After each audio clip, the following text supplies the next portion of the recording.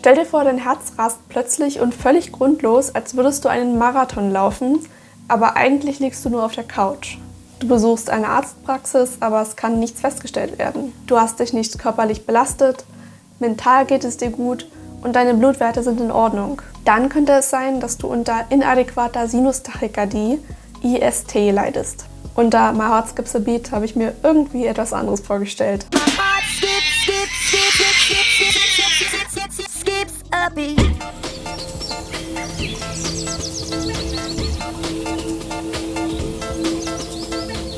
Vor einem Jahr hatte ich einen Pneumothorax und seitdem phasenweise anhaltende Sinustachykardie mit bis zu 140 Herzschlägen pro Minute in Ruhe. Es konnte bisher kein Zusammenhang mit dem Lungenkollaps oder einer anderen Erkrankung hergestellt werden, sodass IST bei mir vermutet wird. Aber was ist das eigentlich?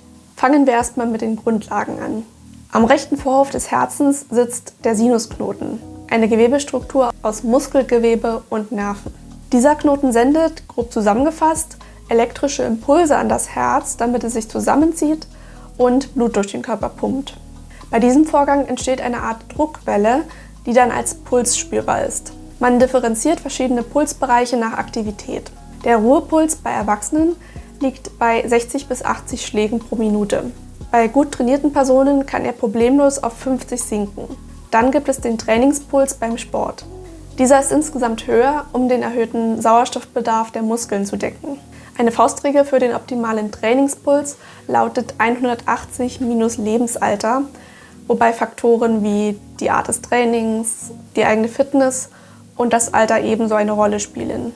Der Maximalpuls wird bei hoher Belastung erreicht und liegt bei ca. 220 minus Lebensalter. Bei einer Sinustachykardie überträgt der Sinusknoten die Impulse in höherer Frequenz als normalerweise. Der Rhythmus ist regelmäßig, also es gibt keine Ausschläge und es stolpert nicht, aber die Herzfrequenz überschreitet 100 Schläge pro Minute in Ruhe.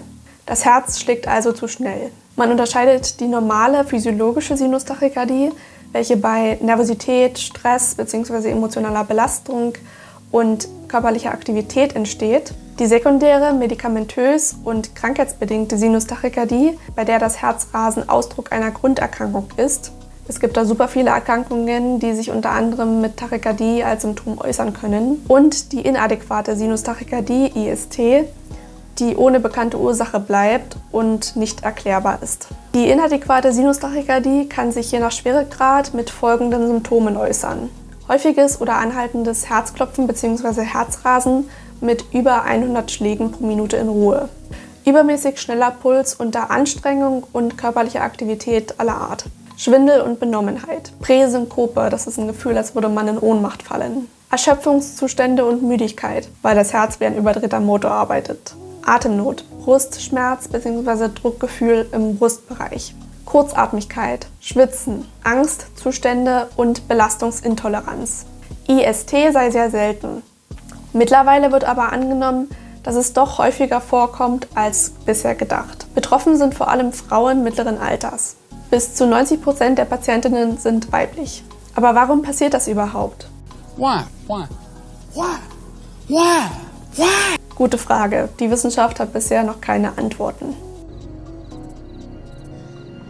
How?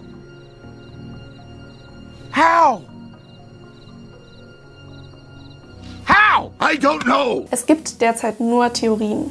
Die Ursachen könnten sein eine vorausgegangene Virusinfektion, eine Toxinexposition, das heißt, wenn man toxischen Substanzen ausgesetzt war, Störungen des autonomen Nervensystems und Überempfindlichkeit bestimmter Hormone oder iatrogene Faktoren wie eine endokardiale Katheterablation. Die Diagnose erfolgt meistens mit einem EKG, einem Elektrokardiogramm. Damit wird die elektrische Aktivität des Herzens an der Körperoberfläche gemessen. Man bekommt mehrere Elektroden an den Körper befestigt, entweder auf die Haut geklebt oder als Saugnapfelektroden angebracht. Sie leiten die elektrischen Herzströme zum Aufzeichnungsgerät, wo diese dann sichtbar dargestellt werden. Da eine Episode nicht immer genau zum Arzttermin auftritt, weil das Herzrasen bei IST nicht durchweg am Tag vorhanden ist, wird ein 24-Stunden-Langzeit-EKG angeordnet. Man trägt dann quasi einen ganzen Tag lang und die Nacht die Elektroden auf der Brust und das Aufnahmegerät um den Hals. Wenn aufgezeigt werden kann, dass das Herz am Tag zu schnell schlägt und die mittlere Herzfrequenz in 24 Stunden über 90 Schlägen liegt, müssen zunächst alle anderen Ursachen der sekundären Sinustachykardie und Herzrhythmusstörungen ausgeschlossen werden. Das gelingt durch Blutuntersuchungen, zum Beispiel um Schilddrüsenprobleme zu sehen, und einer Echokardiographie, um strukturelle Herzprobleme zu erkennen. Das Problem ist, dass viele die Diagnose IST erst nach ewigem Hin und Her erhalten, weil Herzrasen anfangs, vor allem bei jungen Frauen, mit psychosomatisch abgestempelt wird oder als Folge von Angst und Stress verwechselt wird. Was machen Sie denn beruflich? Haben Sie da viel Stress? Ach, ich denke, das wird psychisch bedingt sein bei Ihnen. Manchmal ohne einen überhaupt richtig zu untersuchen.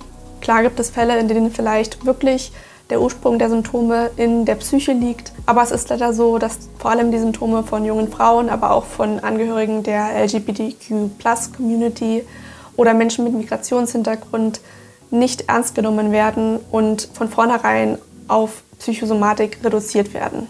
Das ist Teil eines gesellschaftlich strukturellen Problems und wenn ihr euch sicher seid, dass darin nicht die Ursache liegen kann, dann lasst euch da nichts einreden und selbst nicht an eurer Wahrnehmung zweifeln. Sehr ähnlich zur inadäquaten Sinustachykardie ist POTS, das posturale Tachykardie-Syndrom. Da überlappen sich die Merkmale. Der Unterschied liegt darin, dass die Beschwerden bei POTS beim Wechsel in die aufrechte Körperlage, bei der sogenannten Orthostase bzw. unter orthostatischem Stress auftreten. Besonders Benommenheit und Schwindel sind als Symptome ausgeprägt, während bei IST die Herzfrequenz unabhängig von der Körperposition erhöht ist, zum Beispiel auch beim Hinlegen. POTS lässt sich daher mit dem Shalom- und Kipptisch-Test nachweisen, bei denen die Auswirkung der Position auf Herzfrequenz und Blutdruck untersucht wird. Wichtig zu wissen, IST ist kein lebensbedrohlicher Zustand und es gibt derzeit auch keine wissenschaftlichen Beweise dafür, dass die Lebenserwartung sinken könnte oder man anfälliger für andere Krankheiten wird. Andere Formen der Sinustachykardie hingegen mit dauerhaft erhöhter Herzfrequenz belasten das kardiovaskuläre System und die Herzarbeit, was in schlimmsten Fällen zu einer Herzmuskelüberlastung oder langfristig zu Bluthochdruck und Durchblutungsstörungen sowie chronischer Erschöpfung führen kann.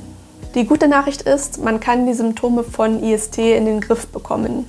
Die schlechte Nachricht, neben dem Fakt, dass man die Ursachen nicht kennt und allgemein kaum etwas über diesen Zustand weiß, ist, dass es noch keine Heilung gibt. IST wird mit Beta-Blockern behandelt. Diese senken die Herzfrequenz, indem sie die Wirkung von Stresshormonen wie Adrenalin blockieren. Eine Behandlung mit Beta-Blockern dient der Linderung der Symptome und dem Schutz vor möglichen Langzeitfolgen. Sie sollten individuell dosiert werden, um Nebenwirkungen zu vermeiden.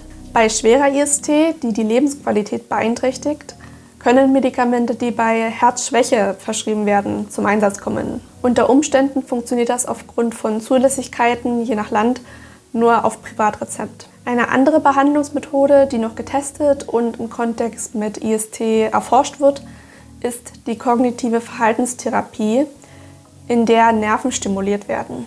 Ansonsten kann man leider nichts machen. Eine gesunde Lebensweise wäre vielleicht allgemein hilfreich. Das heißt, genügend Flüssigkeit am Tag trinken, moderate Bewegung, Stressmanagement etc. und sich bestmöglich vor Virusinfektionen schützen und sein Immunsystem stärken. Bei mir war das so, ich hatte einen Pneumothorax. Vor der Behandlung des Pneumothorax im Krankenhaus hatte ich unter anderem das klinische Symptom Tachykardie. Es wurde eine doppelte Herzfrequenz gemessen. Mit erfolgreicher Therapie des Pneumothorax geht dieses Symptom eigentlich normalerweise weg. Bei mir war das nicht so. Ich habe meinen Gesundheitszustand nach der ganzen Sache ja näher beobachtet und meine Sauerstoffsättigungswerte mit einem Pulsoximeter gemessen. Dort wird auch der Puls angezeigt und nur durch Zufall habe ich dann bemerkt, dass dieser immer wieder zu hoch war. Selbst viele Wochen nach dem Entfernen der Thoraxdrainage und der ersten Wundheilung. Bemerkt habe ich das selbst nicht. Für mich hat sich das eigentlich überwiegend normal angefühlt. So wie mir die Symptome des Pneumothorax nicht besonders stark aufgefallen sind, beziehungsweise ich sie nicht für so schlimm gehalten habe, wie sie waren. Ich habe mir die Herzfrequenz daraufhin 2 Wochen lang dokumentiert und sehr oft lag der Puls in Ruhe bei 100 bis 120 Schlägen pro Minute. Als ich es meiner Hausärztin mitteilte, bin ich wieder in die Notaufnahme überwiesen worden um sofort geröntgt zu werden und einen weiteren Pneumothorax auszuschließen. Zudem sollte schnell ein Blutbild gemacht werden, um die Schilddrüsenwerte abzuchecken. Die Vermutung stand dann nämlich im Raum, dass es Nachwirkungen des Kontrastmittels POMC-T waren. Beides konnte ausgeschlossen werden, sodass ich einen Termin bei einer Kardiologie vereinbaren musste, um das Herz zu untersuchen. Da wurde ein Herzecho, die transtorakale Echokardiographie, durchgeführt. Die Untersuchung dauert ca. 15 bis 20 Minuten. Man liegt da oberkörperfrei auf einer Liege und der Kardiologe führt eine Ultraschalluntersuchung durch. Am Herzen und den umliegenden Gefäßen. Es wird Kontaktgel auf die Haut aufgetragen und eine Sonde mit leichtem Druck über den Brustkorb geführt. Manchmal soll man auch Atemübungen dabei durchführen. Das tut überhaupt nicht weh, außer dass das Gerät ab und zu sehr reingedrückt wird, was an empfindlichen Stellen eventuell unangenehm ist. Da konnte dann auch nichts gefunden werden. Es folgten dann immer wieder EKG und Langzeit-EKG-Untersuchungen. Ich habe dann eine relativ hohe Dosis Beta-Blocker verschrieben bekommen, Metoprolol. Aus ärztlicher Sicht hat das eine geringfügige Verbesserung bewirkt. Ich habe das Ganze zu Hause dann ebenso weiter beobachtet, auch durchweg nachts mit einer Smartwatch. Generell kann ich, wie im anderen Video schon erwähnt, die Verwendung einer Smartwatch oder eines Smartrings sehr weiterempfehlen, um gesundheitliche Unstimmigkeiten schnell zu erkennen und zu reagieren, aber auch als nützliches Extra für den Alltag. Leider konnte ich keine Zusammenhänge bzw. Muster der Episoden erkennen. Das findet alles ziemlich zufällig statt. Mir ist aufgefallen, dass der Puls früh beim Aufstehen von 50 auf 110 hochschießt. Allgemein auch, dass sich die Herzfrequenz bei der Bewegung vom Sitzen ins ruhige Stehen sehr schnell steigert.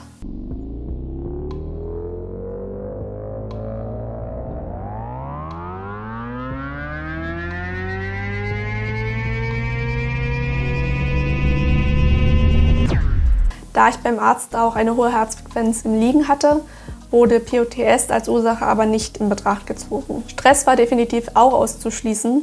Bei einigen stressigen Situationen, wo ich dachte, boah, war das jetzt anstrengend, da muss der Puls auf 180 gewesen sein, war dieser total niedrig bis normal. Unter Belastung verhält sich der Puls immer unterschiedlich. Einmal lag bei einem leichten, langsamen Spaziergang mein Pulsbereich in der aeroben Zone, was dann doch nicht so normal ist.